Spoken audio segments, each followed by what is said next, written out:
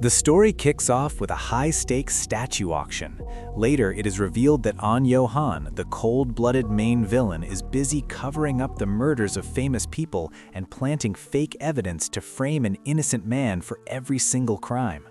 Inside the prison walls, Deok-soo's dangerous gang tries to launch an attack on Tae Jung. But this time, Tae Jung loses his patience. He brutally crushes everyone who dares to attack him, warns Deok-soo never to cross him again, and walks away. Meanwhile, Young-sik's daughter No Eun-bi sneaks into her father's house to hunt for money. She finds his secret stash, grabs the cash, and disappears. Back at the prison, the inmates are buzzing with gossip about how Deok-soo's crew got destroyed the day before.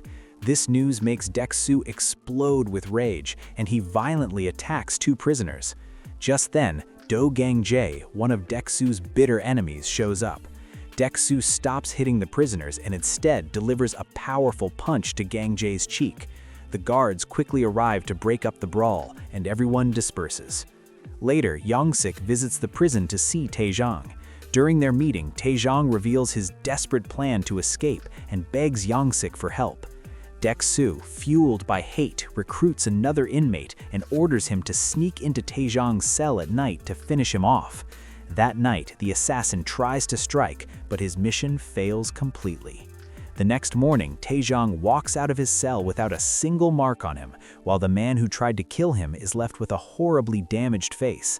Later, in the dining hall, Tae Jung boldly confronts Deok-soo and provokes his anger. The guards are forced to step in and drag Deok-soo away as he tries to attack Tae Jung. Following this, Tae Jung launches his master escape plan. He ambushes another prisoner, knocks him unconscious, and steals his work shift. Using this perfect opportunity, he manages to craft a duplicate key from the original.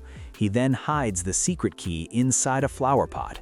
Later, a professional killer enters the prison disguised as a doctor, arriving specifically to take Tae Jung's life. It is the day when all inmates are being vaccinated. However, Tae Jung is busy repairing a broken vehicle, planning to use the chaos to break out of prison. He waits patiently for the perfect moment to move. After finishing the car, he hides his handmade key in a food bag and carries it back to the prison area. Suddenly, a guard arrives at his cell and announces that Tae Jung has been entered into a fighting tournament. The officer admits he has bet a lot of money on Tae Jung to win. He tells him to fight hard and leaves. Just as he is about to start the match, the window for his escape opens. He quickly takes down the other fighter and rushes back to his cell. When he arrives, the killer in the doctor's uniform is waiting right outside. He claims Tae Jung missed his shot and insists on giving him the vaccine. Once inside the room, the killer secretly swaps the medicine for a deadly poison and injects it into Tae Jung's arm before slipping away. Unaware that he has just been injected with a lethal toxin, Tae Jung begins his daring escape. First, he smashes the CCTV cameras to go invisible.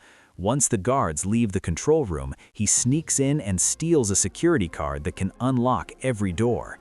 He then heads to the laundry area, steals civilian clothes, and pulls them on over his prison uniform to blend in. He finds a window with airflow, sheds his prison gear, and carefully crawls along the narrow window ledge. Suddenly, the poison in his blood begins to strike. With extreme effort, he struggles toward the final exit. Just as he steps through the last door to freedom, the poison overcomes him and he collapses into total unconsciousness. Meanwhile, the villainous Ahn Yo Han arrives for a meeting with the prison warden. He hands over a massive bribe and explains that he needs the most violent criminals for a mysterious game. The warden greedily agrees and Ahn Yo Han leaves. Back in the infirmary, Tae Jung finally wakes up. A doctor informs him that a dangerous poison has entered his system. Even though he is still dizzy and weak from the toxin, Deok-soo's gang tries to kill him again that night. Tae Jung, fighting like a beast, takes on the whole group alone. He defeats them all and even tears off one of Deok-soo's ears in the struggle.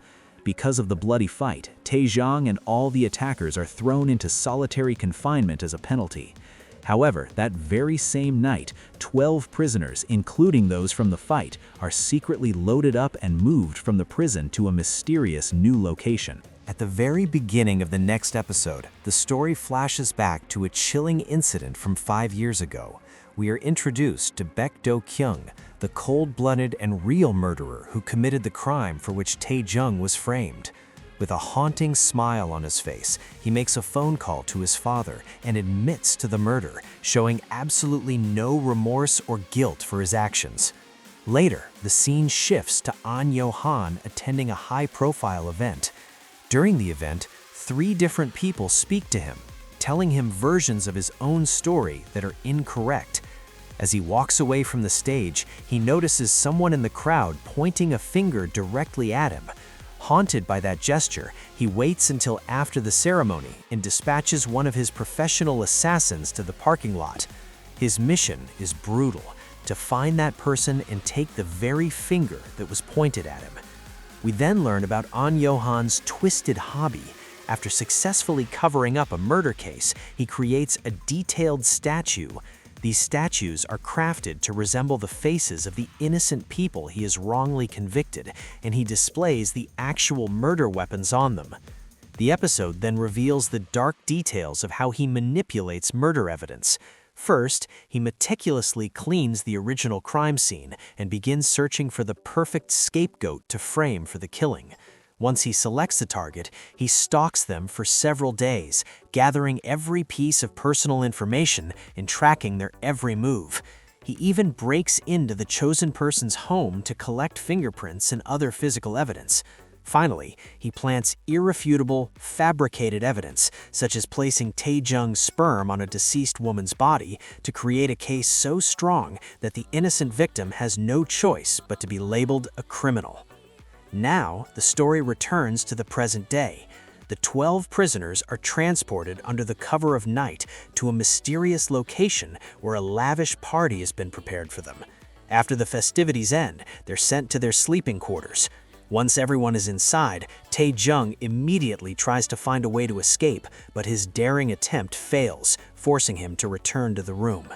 Inside, the same inmate who tried to assassinate him in his prison cell approaches him, this time trying to act friendly and form an alliance. The next morning, the prisoners emerge from their rooms wearing new uniforms marked with specific numbers. Ahn Yo Han greets them with a chilling welcome.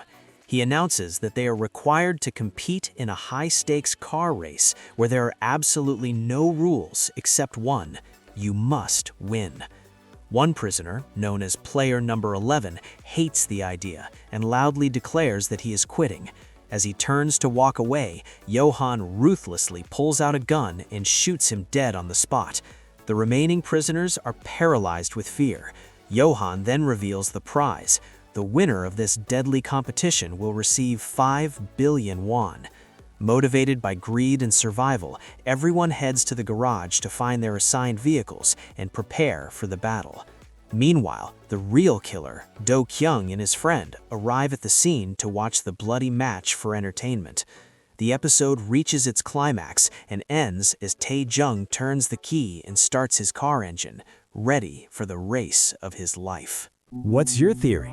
Drop it in the comments. Smash that like button and hit subscribe so you don't miss the insane action in the next episode. See you there.